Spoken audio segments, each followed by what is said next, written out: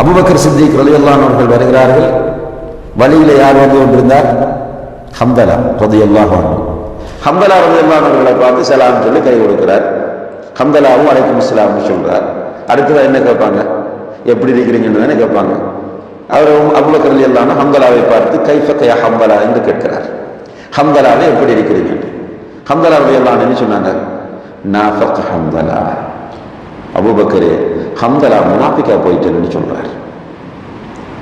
Abu Bakr புரியல, என்ன இவர் எதற்காக இப்படி சொல்லுகிறார்? எப்படி இருக்கிறார் என்று கேட்டபோது சோமா இருக்கிறேன் அல்லது சோம் இல்லைன்னு சொல்ல வேண்டும். இது முனாஃபிக்காகி விட்டேன் என்று அவரை பற்றி சொல்லுகிறார்.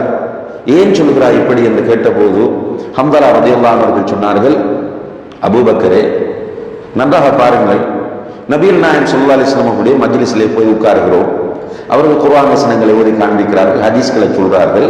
நம்முடைய ஈமான் அப்படியே உயர்கிறது. ஈமான் அதிகரித்த நிலையில் வீட்டுக்கு வருகிறோம். மனைவி ஒரு வேலையை சொல்றாங்க, பிள்ளைகள் வந்து விளையாடுறாங்க. விளையாடினால் அந்த ஈமான் அப்படியே இறங்குது. இது ஒரு முனாஃபிக்குடைய நிலைதானே என்று கேட்கிறாங்க. இது ஒரு முனாஃபிக்குடைய நிலைதானே என்று அபூபக்கர் சித்திக் எல்லாம் சொன்னாங்க. ஹம்தலாவே எனக்கும் அப்படி ஏற்படுகிறது. யார் அபூபக்கர்? யார் சகோதர சகோதரிகளே? இந்த உம்மத்தில் நபிகள் நாயகம் ஸல்லல்லாஹு அலைஹி வஸல்லம் அவர்களுக்கு அடுத்ததாக சிறந்தவர் அபூபக்கர் சித்திக் ரலியல்லாஹு அன்ஹு. அந்த அபூபக்கர் ரலியல்லாஹு அன்ஹு இல்ல ஹம்தலா அப்படி இல்லை இப்படி இல்லைன்னு சொல்லல. அவர் எனக்கும் அப்படி ஏற்படுகிறது. என்ன பக்குவம்? அந்த ஈமான் நம்ம ஏற்கனவே பார்த்தோமே, நூறு.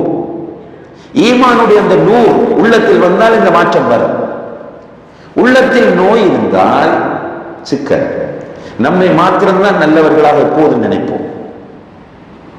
அடுத்தவர்களை எப்போதுமே குற்றவாளிகளாகவும் தப்பு செய்கிறவர்களாகவுமே பார்த்துக் கொண்டிருப்போம்.